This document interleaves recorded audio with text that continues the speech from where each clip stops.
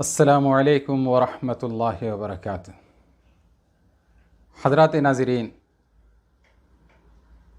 ایک حدیث کے اندر اللہ کے رسول صلی اللہ علیہ وسلم نے ارشاد فرمایا، مروا صبیانکم بالصلاۃ اذا بلغوا سبعا واضربوہم علیہا اذا بلغوا عشرا او کما قال النبی صلی اللہ علیہ وسلم۔ تم اپنی اولاد کو نماز کا حکم کرو جب وہ 7 سال کی عمر کو پہنچ جائیں، اور جب 10 سال کی عمر تک پہنچے اور پھر بھی وہ نماز نہ پڑھیں تو آپ صلی اللہ علیہ وسلم اس قدر شفیق اور مہربان ہونے کے باوجود ہم امتیوں کو حکم دے رہے ہیں اس چیز کا کہ ان بچوں کی تربیت کی خاطر ان کو مار کر نماز ادا کراؤ۔ حضرات گرامی، اس حدیث پاک کے اوپر ہمیں اور آپ کو ایک بہت ہی گہری نظر ڈالنے کی ضرورت ہے۔ اس کے اندر اشارہ اس بات کی طرف ہے کہ بچے کی نشو و نما، اس کی تربیت،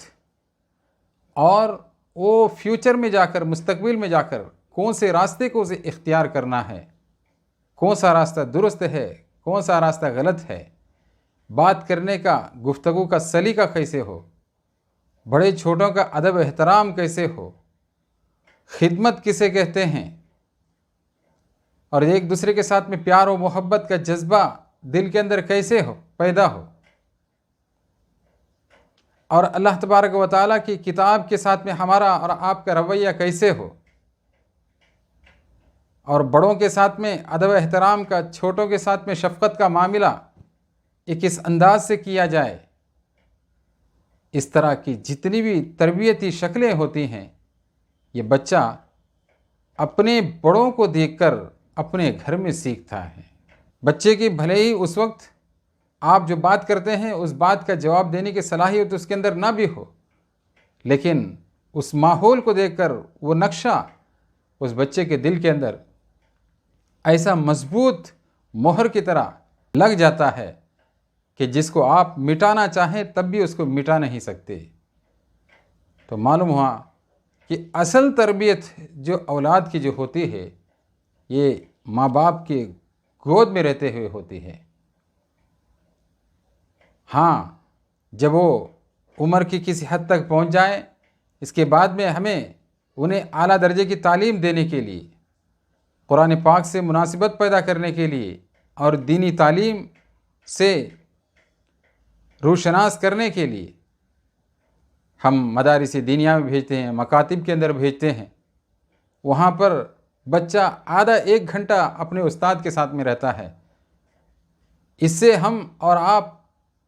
جو ایکسپیکٹیشن رکھتے ہیں 100% تربیت کا، یہ سراسر غلط ہے۔ بس وہاں صرف اس بچے کو کسی حد تک استاد کا احسان ہے کہ اس کے ذریعے سے، اس کی محنتوں اور کوششوں اور اس کی دعاؤں کے ذریعے سے اسے ایک رہنمائی ملتی ہے، اسے گائیڈنس جو ہے ملتا ہے، اور اس کے بعد میں اس تربیت کے اوپر مضبوطی جو اس کی ہوتی ہے، وہ گھر کے 4 دیواری کے اندر جو ماحول کو بچہ دیکھتا ہے، اس ماحول کے ذریعے سے اس کے اندر مضبوطی آتی ہے، اس کے عقائد مضبوط ہوتے ہیں، اس کے خیالات پروان چڑھتے ہیں، اور اس کے جذبات وہاں پر امنڈتے ہیں۔ خیر اور شر کی صحیح پہچان اسے وہاں پر یقیناً ملتی ہے۔ اسی لیے آپ صلی اللہ علیہ وسلم نے ہمیں اور آپ کو اس بات کی تاکید کی ہے، 7 سال کے عرصے تک اس کے سامنے ہماری نقل و حرکتیں، ہماری خورد و نوش، ہماری روزمرہ کی زندگی اور ہمارا اٹھنا بیٹھنا، ہمارے تمام کے تمام معاملات شریعت اسلامیہ کے دائرے کے اندر ہو۔ جب اس دائرے کے اندر رہتے ہوئے بچہ اس بہترین اور خوبصورت ماحول کو دیکھتا ہے، یقیناً یہ اس کے دل کے اندر نقش کر جاتے ہیں، اس کا دماغ اس کو قبول کرنے لگتا ہے، تو یہ اثرات اس کے مستقبل کی زندگی کے لیے ایک بہت بڑا فاؤنڈیشن ہوتا ہے۔ اور اگر ہم نے اس سلسلے میں لاپرواہی کی، چلو ابھی تو بچہ چھوٹا ہی ہے، اس کے بارے میں ہمیں فکر کرنے کی ضرورت کیا ہے؟ جب بڑا ہو جائے گا تو مکتب میں چلا جائے گا، مکتب کے جو استاد ہیں، مولانا ہیں،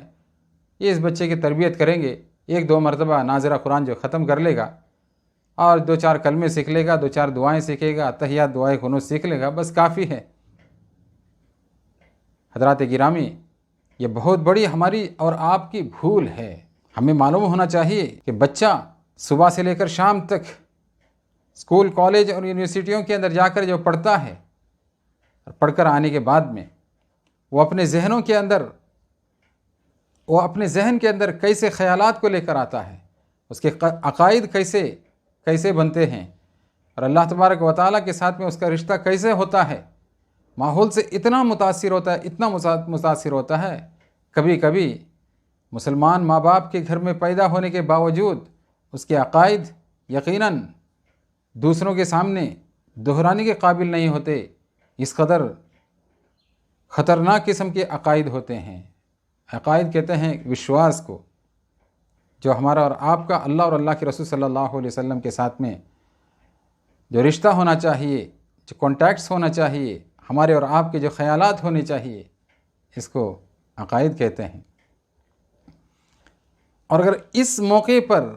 تربیت کے دوران، یعنی بچپن میں جیسے اس کی رہنمائی ہونی چاہیے، یہ رہنمائی اس کو نہیں ملی، یقیناً وہ کسی اور چیز سے رہنمائی حاصل کرنے لگے گا، جو ہمارے لیے اور آپ کے لیے ہمیشہ کے لیے غم کا اور افسوس کا سبب ہوگا۔ آپ کے سامنے اس وقت میں ایک واقعے کو پیش کرنا مناسب سمجھتا ہوں، جو ہمارے پڑوسی ملک سبھی حضرات جانتے ہی ہیں۔ وہاں ایک پیر طریقت رہتے ہیں جن کا نام ہے حضرت مولانا پیر ذوالفقار صاحب دامت برکاتہم نقشبندی ہیں۔ اللہ تبارک و تعالیٰ آپ کے سائے کو ہم سروں کے اوپر، اللہ تعالیٰ آپ کے سائے کو ہم سبوں کے اوپر تادیر قائم رکھے، آمین۔ ان کے خلیفہ ہیں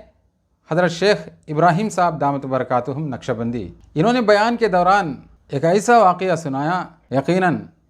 آپ بھی اس واقعے کو سنیں گے تو آپ کا دل بھی دہلے بغیر نہیں رہ سکتا۔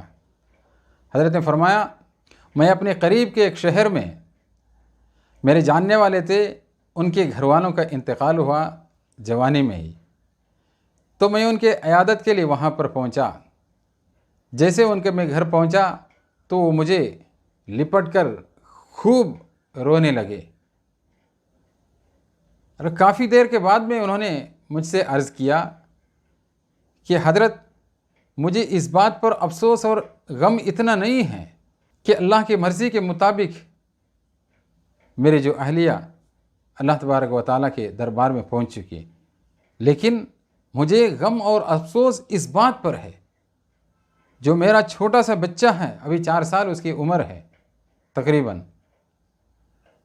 اس بچے کے منہ سے ایک ایسا جملہ نکلا، ایک ایسا سینٹنس جس نے میرے غم کو اور بڑھا دیا اور اضافہ کر دیا۔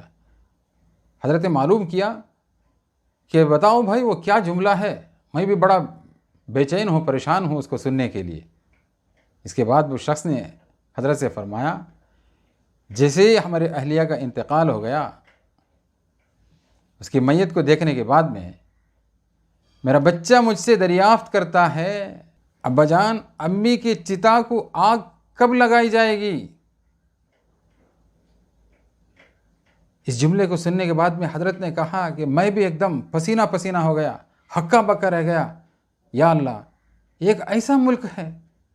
جس ملک میں جدھر دیکھو مسجدیں ہیں، مدارس ہیں، جہاں دیکھو اللہ رسول کی آواز آتی رہتی ہے، میناروں سے اذان کی آوازیں آتی رہتی ہیں، جگہ جگہ جلسے جلوس ہوتے رہتے ہیں، جدھر بھی دیکھو ہر گلی کوچے میں مساجد ہی مساجد، اور ہر جگہ مسلمان ہی مسلمان نظر آتا ہے۔ یہ چھوٹا سا جو بچہ ہے، اس بچے کی زبان سے اس طرح کے الفاظ، اس طرح کا جملہ اور سینٹنس نکلا کیسے؟ حضرات گرامی، معلوم پڑ گیا ہوگا آپ کو، اگر ہم نے اور آپ نے اپنے بچے کے اوپر خیال نہیں کیا اور اس کے عقائد کا ہم نے خیال نہیں کیا،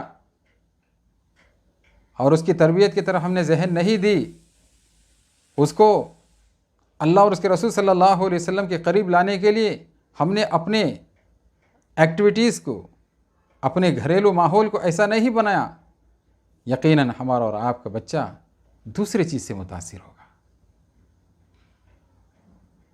جس ملک کے اندر یہ رسم و رواج کو منایا جاتا ہے، اس کے اثرات ٹی وی اور انٹرنیٹ کے ذریعے سے کتنے دور تک جا کر پہنچ گئے۔ جب وہ ملک، جس ملک کے اندر چاروں طرف سے اللہ اکبر کے نعرے لگتے ہیں، وہاں پر اسلامی اسلام ہے، مسلمان ہی مسلمان ہیں، وہاں پر ہمارا بچہ اتنے دور کے ماحول سے متاثر ہو کر اپنی ماں کے سلسلے میں، اپنی امی کے سلسلے میں ایسا جملہ جو بول سکتا ہے، تو پھر ہمارے اور آپ کے بچوں کا کیا حال ہوگا؟ اس کے اثرات ہمارے بچوں کے دلوں کے اندر کس قدر پڑے ہوں گے، اس کے کیا خراب نتائج ہوں گے۔ اس کے بعد میں حضرت نے ایک اور واقعہ سنایا، اس کو بھی اس موقع پر میں مناسب سمجھتا ہوں کہ آپ کو بتاؤں، کہ حضرت نے فرمایا کہ 2 بچے تھے چھوٹے سے، آپس میں بھاگنے کا اور جمپنگ کا مقابلہ کر رہے تھے۔ تو میں تیرے سے زیادہ میں جمپ کرتا ہوں۔ ایک بچہ تھا، میں دیکھ رہا تھا، دور سے آیا اور جمپ کرنے کی جگہ تھی، وہاں سے اس نے جمپ کرنا چاہا، تو جمپ کرنے کا جیسے اس نے قدم وہاں پر رکھ کر ادھر کودنا چاہا، تو کودنے کے دوران وہ کہتا ہے کہ جے کالی ماتا۔ حضرت کہتے ہیں کہ استغفر اللہ ربی من کل ذنب واتوب الیہ۔ ہمارے بچے جہاں پر اسلامی اسلام ہے، اس طرح کے الفاظ کو سیکھے کہاں سے ہیں؟ کس ماحول سے متاثر ہو گئے؟ تو کفر و شرک کے الحاد کے اثرات ایسے اسلامی ملک کے اندر بسنے والے بچوں کے دلوں کے اندر پڑ سکتے ہیں، تو کیا یہ اثرات ہمارے اور آپ کے بچے اپنے دل کے اندر نہیں لے سکتے؟ تو کیا ہوگا؟ اسلام کو مٹانے کے لیے، اسلامی شعار کو ختم کرنے کے لیے، اسلام کی محبت کو اپنے دل سے نکالنے کے لیے،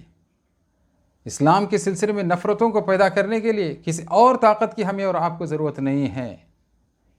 یہ طاقتیں ہمارے اور آپ کے ماحول میں چاروں طرف پھیلی ہوئی ہیں، اور خود ٹی وی اور انٹرنیٹ سب سے زیادہ اس کے لیے ایک محرک ہے۔ تو آئیے حضرات گرامی، ان 2 واقعات کے ذریعے سے یقیناً ہمیں اور آپ کو اپنے دلوں کو جھنجھوڑنا چاہیے، اپنے بچوں کے اوپر ایک نظر ڈالنی چاہیے۔ کیا واقعی جن بچوں کی خاطر ہم اور آپ دن و رات کو ایک کرتے ہیں، خون پسینہ ایک کرتے ہیں، ان کے لیے ہر طرح کی قربانی دینے میں ہم کسی قسم کی کسر نہیں چھوڑتے؟ یہ بچے کل قیامت دن ہمارے لیے اور آپ کے لیے رحمت بننے کے بجائے کہیں مصیبت نہ بن جائے۔ آخرت تو چھوڑیے، اس سے پہلے جو دنیا ہے، دنیا کے زندگی کے اندر ہی یہ بچے کفر و الحاد کے اثرات کو اپنے دلوں کے اندر لینے کے بعد میں اپنے ماں باپ کے لیے بدنما داغ نہ بنے۔ لہٰذا آج ہی ہم عزم مصمم کر لیں، اپنے بچوں کو